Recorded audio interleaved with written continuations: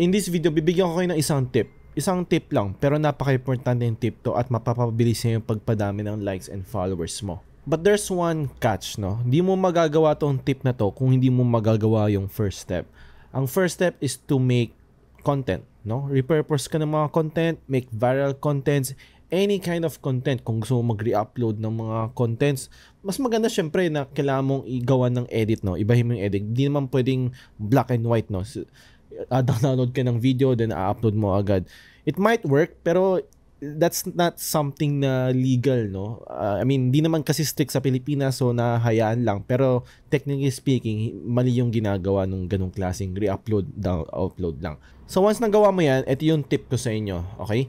So, syempre pag gumagawa ng content, di ba? May nag-like, may nagko-comment, even hopefully meron din nag-share.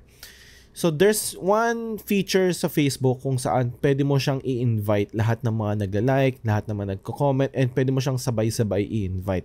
And you can invite up to 1,000 people a day. Okay? That's a day. So in a month, kaya mo mag-invite ng 30,000 nag-like sa'yo or nag-comment sa Facebook page mo. So saan mo mahanap tong feature na to? So papakita ko ngayon dito sa desktop ko. So right now, meron akong page na tinatawag na archilame.eth and I have 15,000 followers. So hindi ganun kadami. But syempre, continuous ako nag-upload ng mga contents ko, yung mga ina-upload ko sa YouTube ko or sa TikTok ko, ina-upload ko rin sa Facebook. And nagkakaroon ako ng mga likes, may mga nag-share at meron din mga nagko-comment.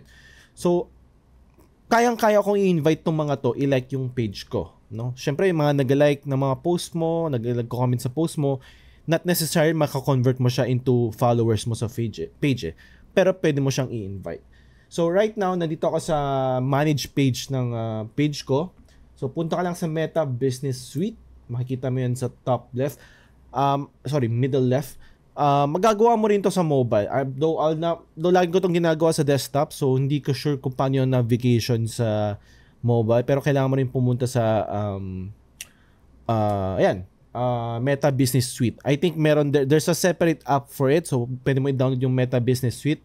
Then most likely doon mo mahanap yung pag-invite ng mga tao nag-like sa'yo sa mobile. But in this case, ang gagawin natin is sa desktop. So, andito tayo sa desktop. Mapapansin mo dito lahat ng mga analytics, planner, content, kung gusto mo mag-schedule ng mga posting, monetization, magkano na kinikita mo, makikita mo yan dito. But dito sa main page, sa home page, pag bumaba ka, makikita mo yung mga nagko-comment, diba? Latest comments. Mga post mo, pwede mo gawing reels, pwede mo i-boost, no? No, hindi tayo mag-boost ng mga ads, hindi mo kailangan ng ganyan. Pero pag bumaba ka ulit, makikita mo dito, explore more ways to grow. And makikita mo sa grow your audience, pwede mo i-invite yung mga nag-react, nag-comment sa Facebook mo. Okay? So, mapapansin mo, I have over 99 people na nag-comment or nag-like. So, send natin ng invite. Ganun ba? Sobrang bilis lang, di ba? Pipindutin mo lang yung send invites, may bagong pop-up, then makikita mo lahat ng mga nag-react. No? Even mga nag-comment, makikita mo rin. Pati mga kinoment nila. So, mapapansin mo, again, you can invite up to 1,000 per day. So, click mo lang tong choose reaction and click mo lahat. So, that will be a total of 100. So, send invites. Then, officially nakapag-invite ka ng 100 people. Ganun lang kabilis yun. So, magkakaroon sila ng notification sa Facebook nila na pinapa-invite mo sila or pinapa-like mo sila sa page mo.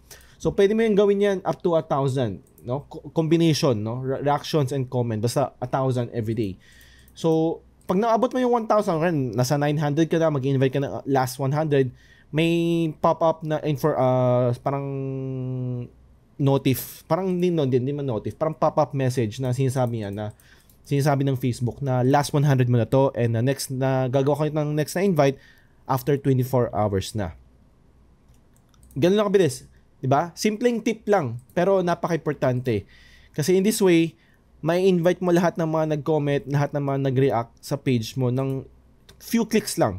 Unlike before, dati kasi ginagawa ko, sobrang hassle pa kasi iniisa-isa ko pa yan, no? May, pwede mo i-check yung mga nag-like, ayan, for example, again, papindutin ko isa-isa. Yan ang ginagawa ko manually. And probably most of you ganun din ang ginagawa sa ngayon, no? Hanggat sa nakita mo tong video, alam mo na meron palang shortcut ways. So, ganyan ginagawa ko dati.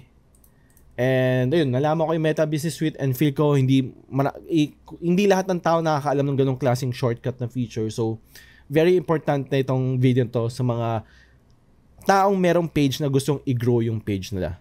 Kasi alam naman natin, pera din yan, no? Once nakapag-establish ka ng malaking followers sa page mo, pwede mo siyang i-monetize in a Facebook monetization, or possible na may mga brands na lumapit sa'yo, mag-email sa'yo for possible collaboration. So, I hope nakatulong tong video na to. Very simple tip, but very, very helpful. Alright, so if nakatulong to, make sure subscribe, like, and share this video para ma-help mo din yung iba. Yun lang. Thank you. Bye-bye.